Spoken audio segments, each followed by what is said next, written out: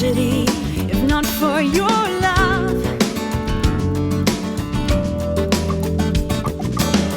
But walking in this life keeps giving more than I could dream of.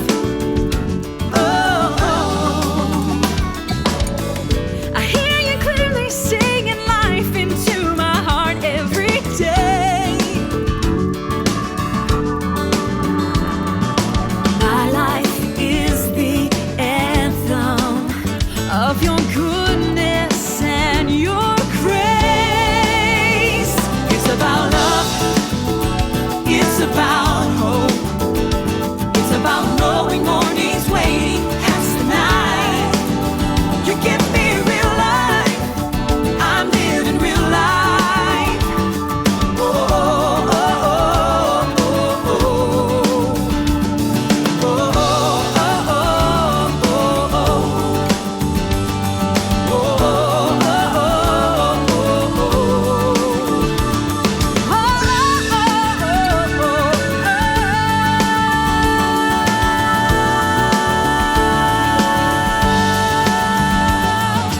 love and joy and peace, you give all of these. This is real life. Love and joy and peace, you give all of these. This is real life. Love and joy and peace, you give all of these. This is real life. Oh, this is real life. Love and joy and peace, you give all of these. This is real life. It's about love, it's about hope, it's about knowing morning's waiting past the night. You give me real life, I'm living real life. Oh, oh, oh, oh, oh, oh. Oh, oh, oh, oh, oh, oh. Oh, oh, oh,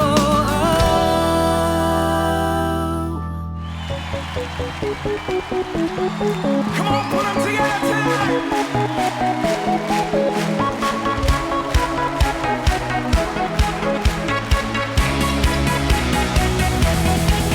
I'm alive, 'cause Jesus gave me life.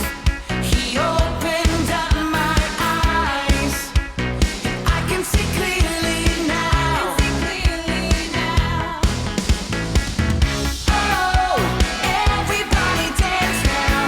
Oh, everybody give it up for Jesus. Give him glory, for he has redeemed us. Everybody give it up for Jesus. Praise his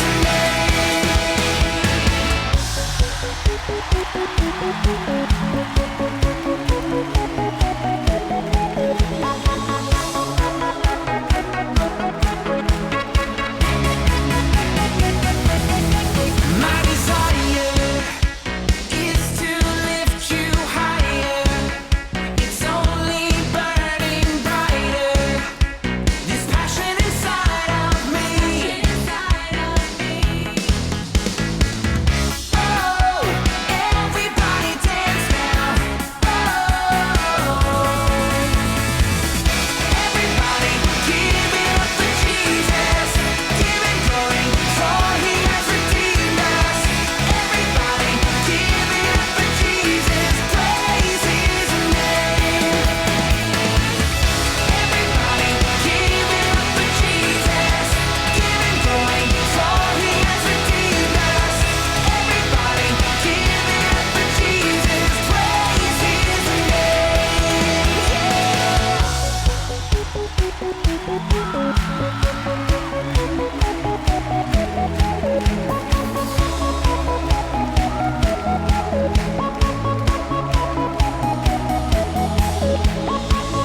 This praise is bursting out, and I can't contain it now. 'Cause this praise is bursting out, out, out. That's right. That's right. Guess where we're headed today? Anybody remember? Genesis 37. I'll just tell you. Genesis 37. We're going to begin the introduction of Joseph or Jacob's 12 sons, which is we say Jacob, the 12 tribes of Jacob, or 12 sons of Jacob, or the 12 tribes of Israel. So, with that said, let's get into this thing this morning. And Jacob dwelt, look at this. There's going to be so much symbology in all this morning that I want you to be able to capture words that come through, and I might just throw in some interchangeable words for you as we move forward. And Jacob dwelt in the land wherein his father was a stranger, in the land of Canaan. Canaan also we know as the land of promise, right? These are the generations of Jacob. Joseph being 17 years old. Remember, Joseph and Benjamin were the two sons of Rachel, right? That's the only two sons that Rachel had, was Joseph and Benjamin. Rachel was the wife that Jacob really loved and wanted. All the other kids were out of trying to make something happen for himself, okay? These are the generations of Jacob. Joseph, being 17 years old, was feeding the flock with his brothers. And the lad was with the sons of Bilhah and with the sons of Zilpah, his father's wives. And Joseph brought unto his father their evil report. He was a tattletale, a narc. I figured I'd get home there. A talebearer. Now Israel, watch this. Now go back to chapter 1 if you don't mind. I want you to see something that switches here. Now Jacob dwelled in the land wherein his father was a stranger, in the land of Canaan. Verse 2. These are the generations of, look at this, Jacob. Now flip over to verse 3. Now Israel, isn't that strange? How it interchanged those names that quickly?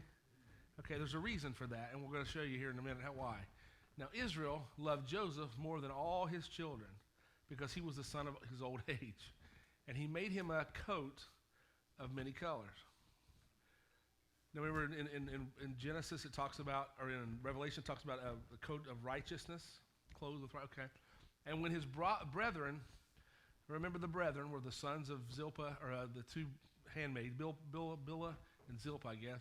And when his brethren saw that their father loved him more than all his brothers, they hated him and could not speak peaceably unto him. You know, favor will make people upset at you. Do you know that? When the Father has favor on people aren't going to be happy just because you're favored. You get blessed on your job, you get promoted on your job, get blessed because you get a good wife, get kids, or whatever happens in your life. That doesn't mean everybody around you is going to be happy. My dad said this to me just recently. He said, don't let everybody in on the inside of your circle. The only people on the inside of your circle should be the ones that want you to succeed more than they want them to succeed. When they want to succeed more than you, they're using you. Yeah, that's good, all right. And you can't tell everybody what the favor of your life, the favor of your life. Okay, let me break this down for you. This is really important because I'm going to make this practical. You have to identify favor. Some people are favored. You can drop them in any setting, and you can watch them pop up. It'll occur. You can put them in Alaska, and if they're business people, they'll find a way to make a business in Alaska, favor on their life in business, right? If they're great with their hands and construction, you put them anywhere, and I don't care, they're going to build something. Okay, they'll find some way to tear something up just so they can build it. All right, why? You put them anywhere, because if their mind is analytical or they're thinkers, you put them anywhere, they're going to analyze something and come up with a great plan for somebody else to do or them to do. I'm just telling you, your favor, that favor is the uniqueness and the diversity or the essence of Christ, of what he's placed inside of you, that he is set for it to be exposed and drawn out, expressed for the world to partake of. Everybody has favor in some degree. If you have Christ in you, you have favor. And it might be bent towards a certain thing. Your responsibility is to identify what those things are, what that thing is, that you'll find favor. And one thing I've recognized in my life, and it takes you a while you have to grow older to recognize it, because you have history, and history will help point it out for you. Everything that I've ever been a part of grows, whether I want it to or not, because my mind thinks growth. My mind thinks expansion. My mind thinks, more people, and not necessarily just numbers, but helping people get where they need to go. So I'm always thinking that. So when you put me in a business, and it's going to grow. I always say it this way. We got kind of a joke around here. If we get involved, or I get involved in your life, you either grow up or blow up. And you may blow up before you grow up. But yeah, yeah, I got some testimonies around here. It's going to happen, because we're going to somehow, I don't know why, but we find ourselves just forcing you to look at expansion and going beyond, taking risk and beyond your comfort zone. Just the way it is. And I don't know how, that's just been on our life. He's bringing everybody else to the same way. People are just the same kind of people. So I say that, so you've got to find growth. And you've got to be able to know that you can't tell everybody. But it'll be obvious to everybody there's favor on your life without you having to tell them. But look what happened here. And Joseph dreamed a dream, and he told his brothers. Mistake number one. And they hated him yet the more. They already hated him. Sometimes you'll tell people stuff. If you're a kind of a person that wants people to like you and you need their approval, and they're already upset at you and not like you because there's favor on your life, don't go telling them stuff that's going to you think it's going to endear them to you. It'll make them hate you worse. Because if you're a people pleaser and you try to have acceptance of people, and somebody over here doesn't like you, you're not going to turn their mind again for you just because you're going to tell them something good. In fact, the only way that haters are going to hate, the only way that haters will end up liking you is when you fall. Your success and your promises don't make haters like you more. It makes them hate you more. You fail, wow, they love you, because then they can come in and take credit for rescuing you. Or they can say, I told you so. To everybody else, they told they hated you. And Joseph dreamed a dream, and he told his brothers, and they hated him yet the more. And he said unto them, Hear I pray you, this dream which I have dreamed, for behold, we were binding sheaves in the field. And lo, my sheaf arose and also stood upright, and behold, your sheaves stood up round about also, and made obedience to my sheaf. In other words, they bowed down to my sheaf. And his brethren said to him, Shalt thou indeed reign over us? Who do you think you are, basically, is what they're saying. And shalt thou indeed have dominion over us? And they hated him yet the more for his dreams and for his words. And he dreamed yet another dream, and told his brothers again, thinking maybe this one will work. And said, Behold, I have dreamed a dream more. And behold, look at this. The sun and the moon and the 11 stars made obedience to me.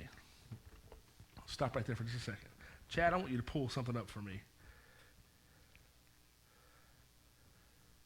It's in Revelation, and I want you to see this, because we're talking types and shadows and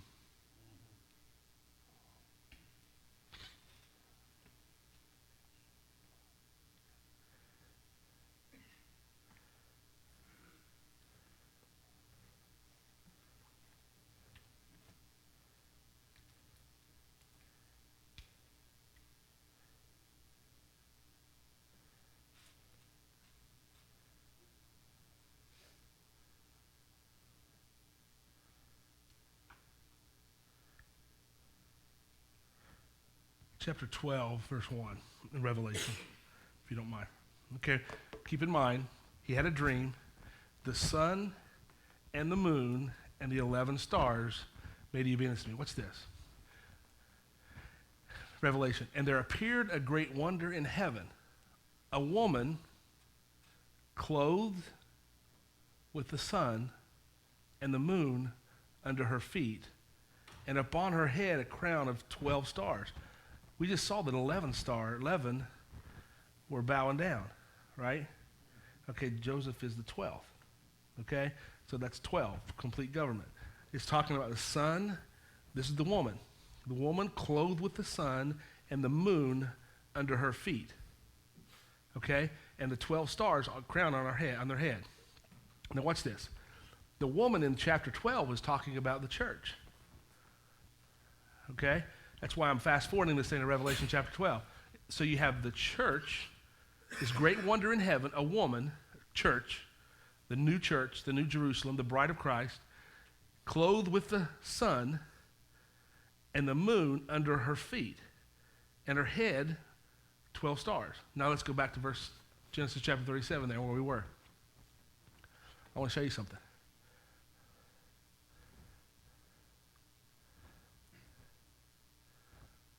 You're going to see this. This is really, really good parallel. And he dreamed yet another dream, and he told his brother and said, behold, I have a dream yet more. Behold, the sun and the moon and the 11 stars made obeisance to me. Verse 10. And look at this. And he told to his father and to his brother. And his father rebuked him and said to him, what is this dream that hast thou dreamed? Look at this. Shall I and your mother and your brothers indeed come to bow down ourselves to your earth? Wait a minute. He didn't say anything about his mom and dad, his brothers. He said the sun and the moon and the 12 stars. Right? He didn't say anything about his brothers. But he says, shall I and your mother. Now watch this. So I is the son, masculine. The mother is feminine, right? And thy brethren indeed come to bow down to the earth to the sun. The sun represents the spirit. The moon represents the soul. Are you following me? The sun, masculine spirit. Your soul is feminine. When God took man and made him in the garden, he was masculine and feminine. He was all in one. God then took the feminine side out of man, made him a helpmate. That's why they come back together as one to complete. Masculine and feminine. So the spirit and the soul. The whole idea is the union of the spirit and the soul becoming one where they're genderless. That's why he said in the kingdom there's no male or female, Jew or Greek, free or bond. We're all one. Okay, catch this.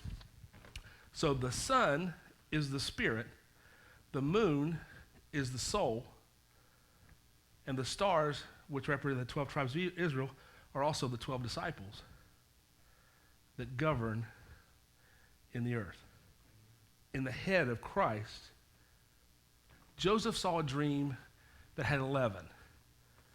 This has 12 in Revelation. In Revelation 12, Joseph is excluded in Genesis, but he's included in Revelation because Joseph in the Old Testament is Jesus in the New. And it was on Joseph's head, Jesus' head, that the crown was on. Are y'all following this? Which means the stars, which means the 12 tribes of Israel, 12 disciples are on, and now we're in them, we're in him, perfect government, and on the head of Christ is perfection. So the church in Revelation 21, the New Jerusalem, the church, the female, the victorious bride of Christ, has the spirit leading, the moon under her feet, the soul, submitting, in check, in order, right? And the government upon her head. This dream that Joseph had in 37 of chapter of Genesis is Revelation 21 revealed. Joseph being Jesus, right? The sun meaning the spirit, the moon meaning the soul. So here a person that's not saved, born in this world, their soul is leading their spirit because their spirit is not born again. Okay?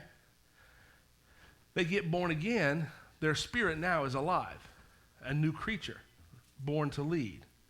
Their mind, which is their soul, has to be renewed or come under submission to their new spirit. Am I making sense?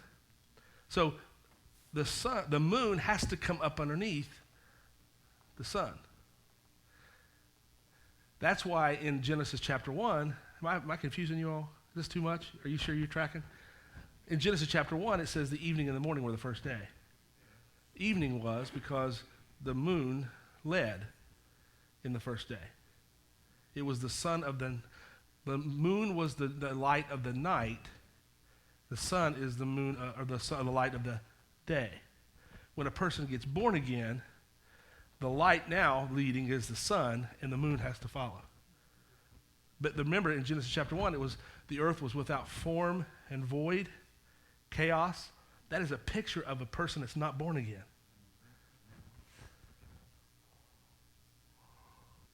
Gosh, are you guys getting this? This is, no, you're not? Okay.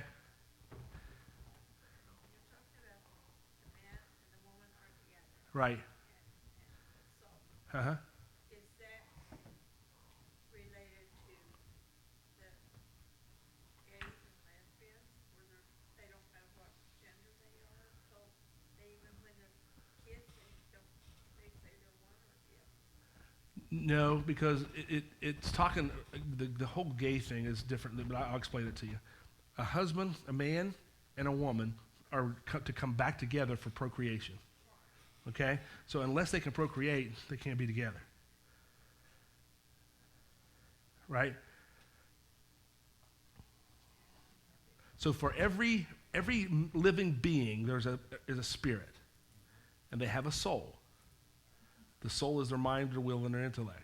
Okay? When God brings people together, husband and wife, he brings a man that's a spirit, a woman that's a spirit, and those two have to be able to procreate. If they can't procreate, they're not supposed to be together. In other words, it doesn't mean that like sometimes the wombs was barren. That's not talking about that. I'm talking about can they? The ability to. Does that make sense? Okay? Because procreation is the purpose, because he said, I got a promise with Abraham because it's not only you, but your seed. And if you can't make seed and produce seed, you're not together. It's not the will of God to be with two people that can't produce seed. Because the promise is with the seed. And Jesus was the seed of Abraham, and we're in Christ, so we're the seed of Christ, which makes us the seed of Abraham. So God looks at posterity, and if you can't create posterity, you can't be together. Now, I'm not talking about people that are barren and have physical issues. I'm not talking about that. I'm talking about the plan of God for procreation and recreating. The word recreate, okay. The word rested, God rested on the seventh day, is the word recreate. It's rest. Where we get the word recreate. We recreate. God rests. So our rest in him is recreating in him.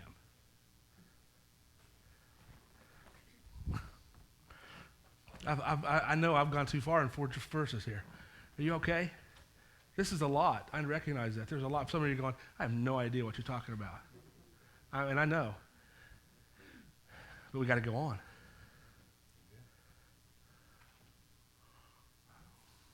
Okay? Anybody have any questions before I go in? Because it's going to get a little deeper. Can I go a little deeper? I got to. This is so interesting and so enlightening. Yeah, it's profound. It is. Yeah, because Genesis and Revelation are the same book. Mm-hmm. One's just going forward, and the other one's reversed backward. And if you don't understand typology, remember what I put on the scripture last Sunday? I put up on the big screen? The golden arches. I didn't put McDonald's underneath it. I put the golden arches. And I said, what is this? And everybody went, McDonald's.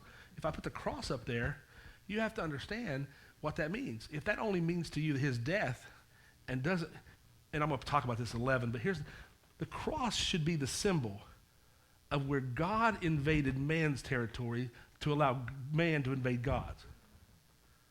It's the crossover for him to here and the crossover for us to there. That's the cross. Man couldn't have God. Man couldn't get to God, so God had to come to man. He crossed over here which enabled us and empowered us to cross over there without ever having to go there. We'll go there one day, but we don't have to wait to go there to cross over there. You cross over there here through your cross experience, which is a born-again experience. Is that okay? So the coat that Joseph had on of many colors is a coat of righteousness that represented favor on him. So when you know you're righteous with Christ, it's the symbol of your favor. You'll never dream a dream without the coat of favor on you. You'll have dreams, but you'll never dream a dream. I feel like I'm talking in riddles. Are you getting this, what I'm saying? When it's the most frustrating thing in the world to have a dream and go, I have no idea what that meant. You start reaching out to everybody around you going, what's that mean? What's that mean? What's that mean? Right? Joseph had one too. Right here. Had a coat of many colors and dreamed. The Bible says he dreamed a dream. He didn't just have a dream. He dreamed a dream. What that means is God gave him a dream to dream. And he was 17 years old. He was young. Let's just walk this thing out and I'll show you. Keep in mind, Joseph is a type of Jesus. Right? The church, the sons, were the sons of God, are a type of Benjamin. Jesus is the son of Mary, the Holy Virgin, right? We are sons and daughters of the mother of the living, which is the church, because Mary's not here anymore to give birth to us, okay? But she was the mother of Jesus, which Jesus has the bride. Jesus, being the Son of God, has comes together with the bride. They have intimacy, the bride of Christ, to reproduce sons. So we are both the sons of God and the bride of Christ, because we're genderless in the kingdom. Amen. We're the bride of Christ to reproduce, and we're the sons of God, which is the fruit of the offspring. We're the offspring of Jesus and his bride. The whole earth, the whole creation, it says, is travailing and waiting for the manifestations of well, they're not out there, they're in here. And that comes through a mature bride without spot, wrinkle, or blemish, that's righteous, having intimacy with the groom, which is Jesus. Many people preach that one day we're going to have a marriage and have a marriage supper of the Lamb. I believe there'll be something that happens beyond this point. I believe that with all my heart. But it would be difficult for us to preach that we're not already married to the groom, because we preach intimacy with the groom. And Jesus would have to be a fornicator to have intimacy with you before he married you. And he's not a fornicator. Are we okay? Hey, it's getting kind of real. You're going to find out that what I'm teaching and preaching here is the authentic of the perversion the world has done that got people into pornography. It's got people in homosexuality. It's got all the enemy has counterfeited what God has really put in place for purity. Mm-hmm. And because of our lack of understanding of the purity, we just buy into all the counterfeit. Right? This is crazy. But think about it. God, do we believe right now Jesus wants intimacy with you? We preach that. We bet our whole life on it. Well, then, he can't have intimacy with you. How do we know that? Because Jacob wouldn't even have intimacy with Leah or Rachel until he married them.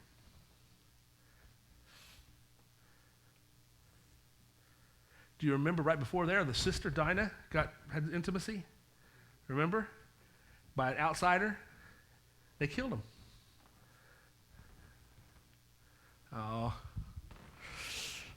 Let's go. And he told his father this dream. What is this dream that I use dream? Jacob the masculine, and thy mother, thy feminine, and your brothers indeed come to bow down ourselves to the earth. Let's keep going. And his brother envied him, but his father, listen to this, his father observed his saying. Even though he rebuked him, he went, there's something to this thing. Something's to this. What's this?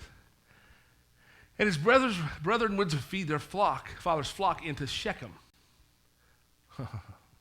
And Israel, remember where Shechem was? Where the well? And Israel said to Joseph, okay, now here's Israel again. It's Jacob. Now we're in Israel. Israel said to Joseph, do not thy brothers feed the flock in Shechem. Come, and I will send thee into them. And he said to him, here I am. And he said to him, go, I pray thee, see whether it be well with thy brothers and well with thy flocks, and bring me word again. So he sent out of the vale of the Hebron, and he came to Shechem. And a certain man found him, and behold, he was wandering in the field. And the man asked him, saying, what seekest thou? Can you see that? What are you looking for? Jesus leaves the Father's house, heaven, comes to the earth, wandering around looking for his brothers. He comes looking for the Jews, and a Gentile finds him, going, I'll point you to your brother, because his own received him not. You see the parallel? This is clear as a bell to me. I'm hoping I'm minimizing it, because this is clear. And he said, brethren, tell me, I pray thee, where thy feed their flocks. And the man said, they are departed thence, for I had heard them say, let us go to Dothan. And Joseph went after his brethren and found them in Dothan. And when they saw him afar off, even before he came near unto them, they conspired against him to slay him. And they said one to another, behold, this dreamer cometh. Now come now therefore, and let us slay him, and cast him into some pit, and we will say some evil beast had devoured him, and we shall see what will become of his dreams. Now I want you to stop there. Who was the first murder? Cain killed Abel, right? Jacob, Esau hated Jacob. Do you remember? We're going right down the generations here. Ishmael and Isaac were in the same house. Ishmael was fighting with Isaac, remember? And the mom Sarah had to send him out of the house because he was taunting them. There's always been this battle from the very beginning of time of the brethren, of jealousy. It's always risen up inside of, that's why it's in the church. People see favor on somebody else's life, they begin to compare themselves to them, and it's unwise. When they compare themselves to somebody that's getting favor, it's unwise. They fall into foolishness and folly. Then they have to craft something in their mind or concoct a story in their mind, and they may not kill them like they did in the Old Testament, but they kill them with their words or kill them with their attitude. Or they begin to turn people against them. Amen. Right? But the Lord uses even that to make a plan that's bigger that probably wouldn't have happened unless these people had turned on him. Watch this. And we shall see what will become of his dreams then, after they want to kill him. And Reuben heard it. Listen, Reuben heard it. Was Reuben the oldest? Reuben heard it, senior, smart man, and he delivered him out of their hands and said, no, we will not kill him. And Reuben said unto him, shed no blood, but cast him into this pit that is in the wilderness, and lay no hand upon him, that he might rid him out of the hands, to deliver him to his father again. Now, Reuben concocted his own story. And it came to pass when Joseph was coming to his brethren, they stripped him of his coat. Why did they strip him of his coat? Do you remember in the Good Samaritan story, in Luke chapter, I think it's 10, where the Bible says that there was a man, a certain man that left Jerusalem, headed to Jericho, and he was stripped of his clothes, beaten and left for half dead? Why is that stripped of his clothes on there? Stripped of his righteousness, stripped of his favor, stripped of what his representation was. Here's what happened. Why would they just not throw his coat in there and do that? You know, why would they take his coat? Let me show you. They stripped Joseph of his coat. His coat of many colors was on him because it represented his favor, his righteousness. Okay? That's why they stored Jesus' clothes on the cross and cast lots for him. It meant something. Okay? It's fulfilling prophecy. Let's go to the next verse. And they took him and cast him into the pit, and the pit was empty. Do you see that? The pit was empty. Just like the grave, the tomb. Joseph of Arimathea's borrowed tomb. Who is this guy? His name's Joseph too. So they throw him in a tomb, an empty grave. Couldn't have been used by anybody else, and there was no water in it. Water is significant because it represents spirit. There was no spirit in it. okay? And they sat down to eat bread, and they lifted up their eyes and looked, and behold, a company of Ishmaelites came from Gilead with their camels bearing spicery and balm and myrrh, going to carry it down to Egypt. We'll go back to that one more, if you don't mind, 25. Who is this? A company of who? Ishmaelites. Now, wait a minute. Ishmaelites. Ishmaelites, Arabs. Ishmaelites are Ishmael's sons, which is Jacob's grandfather's, or no, Jacob's father's brother, which is his uncle, Isaac and Ishmael. Now watch this. Do you remember how Ishmael came into the plan? Abraham wanted to have a baby. He had a plan with Sarah. Years gone by, 30 years gone by. All of a sudden she says, I got to have a baby. She can't have one. She goes and gets Hagar, her handmaid. Hagar comes in, sleeps with Abraham. Abraham gets her pregnant with Ishmael. Ishmael looks like a mistake, right? Looks like he took matters in his own hand. Watch how God redeems this. There came a company of Ishmaelites, came from Gilead with their camels bearing spicery and balm and myrrh, going to carry it down to Egypt. Next verse. And Judah said to his brethren, Judah meaning fourth, going before, praise, what profit is it that we slay our brother and conceal his blood? What's this? Come and let us sell him to the Ishmaelites, and let not our hand be upon him, for he is our brother and our flesh, and his brethren were content. So they decided not to kill him. Now hear what happened. Then there passed by Midianites, merchantmen, and they drew and lifted up Joseph out of the pit, and sold Joseph to the Ishmaelites for 20 pieces of silver, and they brought Joseph to Egypt. It was the Ishmaelites that relocated. It was the mistake that relocated Joseph to get him to Egypt, which you'll later see is the promised land. It's a picture of Jesus getting transferred into the hands of the religious group that will actually crucify him to birth a nation. And this will be a birth a nation too. Amen. You see the picture? Oh, yeah. You see the parallels? Right? Bought him for 20 pieces of silver, and Judas sold him for, actually it was 30. Judas was 30, and I'll show you the difference when we get over here. Judas was 30, he was 20. And I'll show you why 20 and 1 to 30 when we get over there later. Next verse. And Reuben returned into the pit, and behold, Joseph was not in the pit, and he rent his clothes. And he returned unto his brethren and said, the child is not there. What do I do? Where'd he go? And they took Joseph's coat and killed a kid of goats, dipped the coat in the blood, and they sent the coat of many colors that they brought to their father and said, this we have found, this have we found.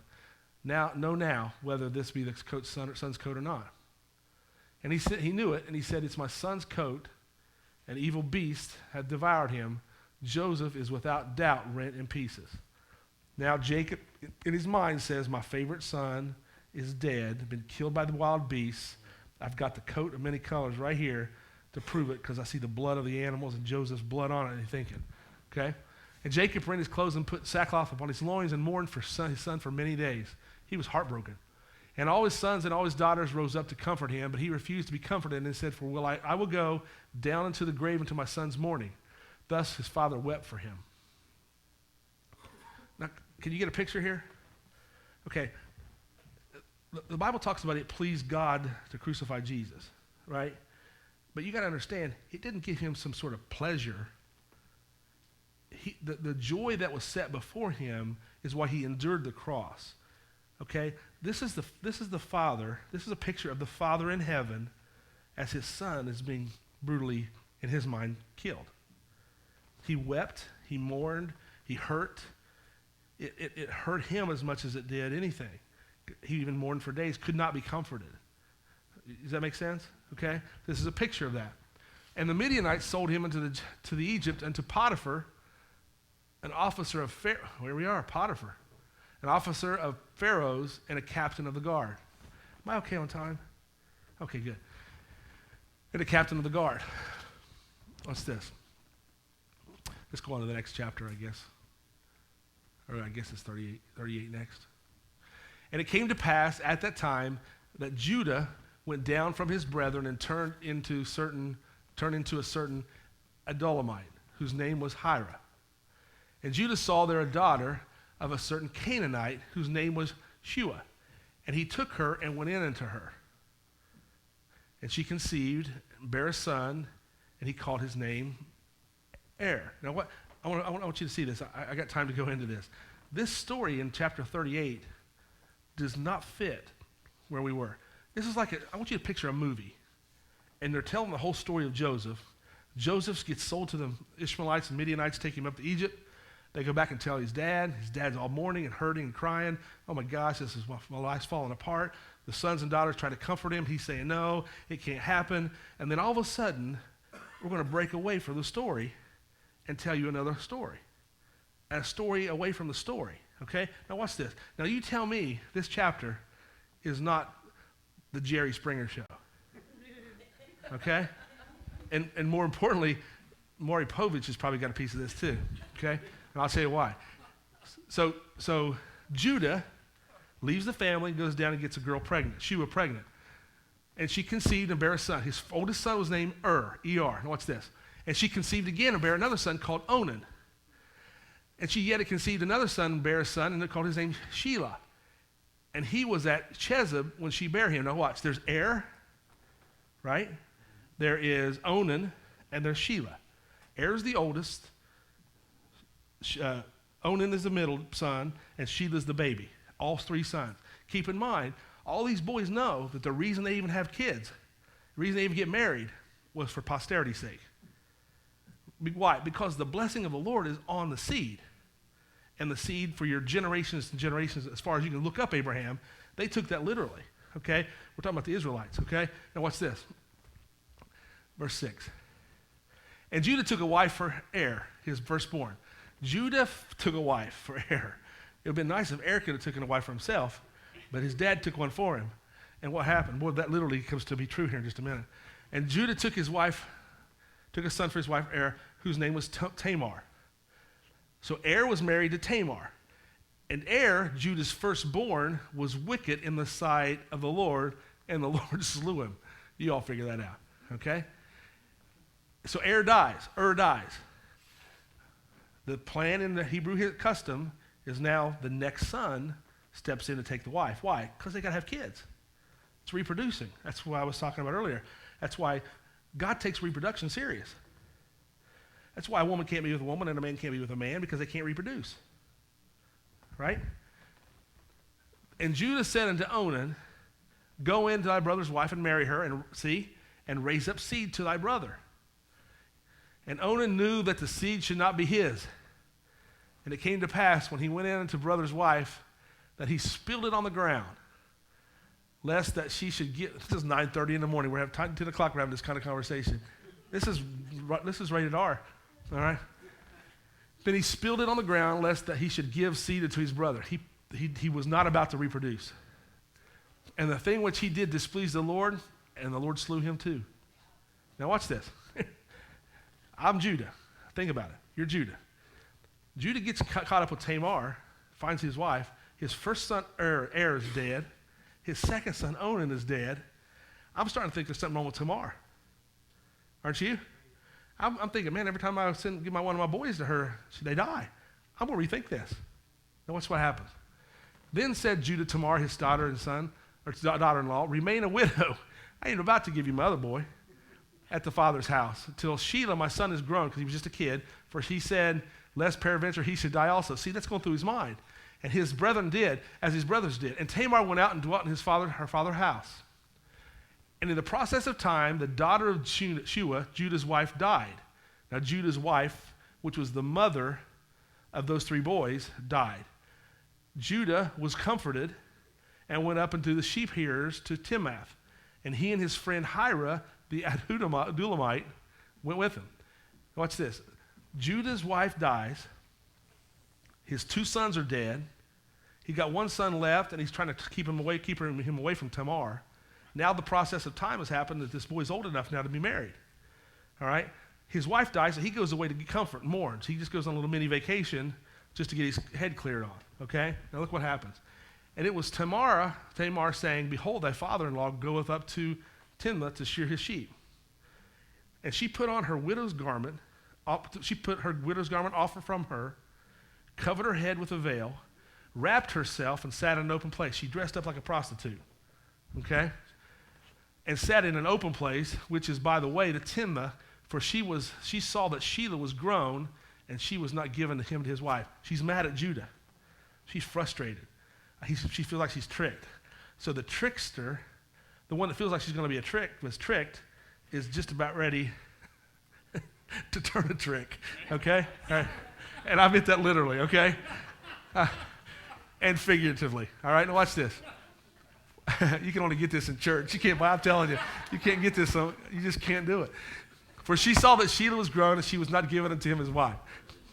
When Judah saw her, he thought her to be a harlot. See, he thought she was a prostitute because she had her face covered.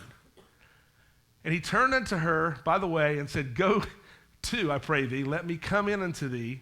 For he knew not that she was his daughter-in-law. She didn't know it was Tamar. And she said, what wilt thou give me that thou mayest come unto me? And he said, I will send thee a kid from the flock. And she said, wilt thou give me a pledge till you send it? And he said, yeah, what pledge shall I give thee? She said, the signet, his ring, thy bracelet, thy staff that is in thine hand. And he gave it to her and came in unto her, and she conceived by him.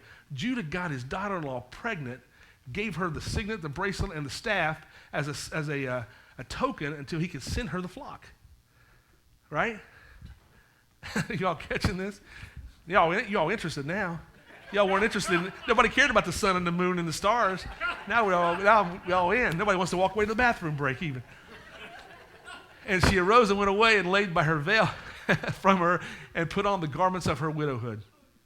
Watch this. And Judah sent the kid by the hand of his friend, the Adullamite. So Judah goes back. He gets her pregnant, goes back to his house.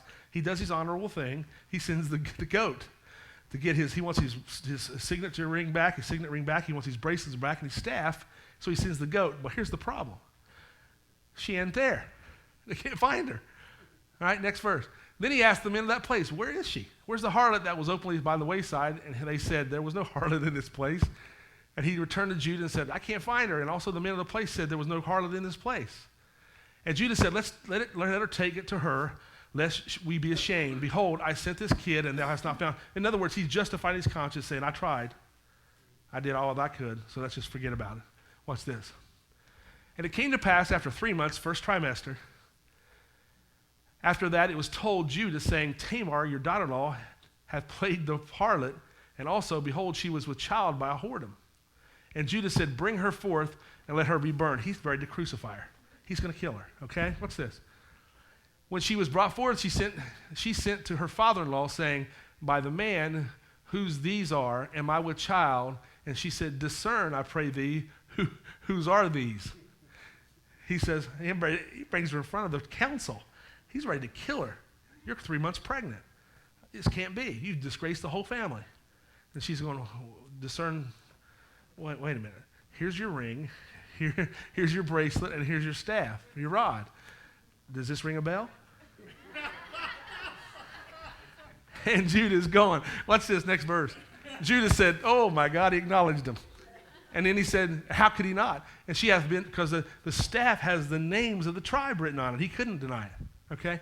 And then she hath been more righteous than I. So Judah catches himself and says, oh God, she's more righteous than I am, because I've given her not my son Shelah, my son, and he knew her again no more. He's off limits. He's done. All right? But it didn't matter. Watch this. And it came to pass in the time of her travail that, behold, twins were in her room. By God, did he not make a mistake of one? Now he's got to look at two. Think about this. Next verse. And it came to pass when she travailed that the one put out of his hand, and the other midwife took and bound upon his hand a scarlet thread. I'm going to start with this next week, but I want to get through this real quickly. Had a hand scarlet thread, saying, this came out first. And it came to pass, as he drew back his hand, that behold, the brother came out, and she said, thou hast broken forth. This breach be upon thee, therefore his name was called Pharez. Let's stop right there, because I don't have time to go any deeper, because it's already 10:33. Just let you a little trick here, a little insight. Pharez is in the lineage of Jesus.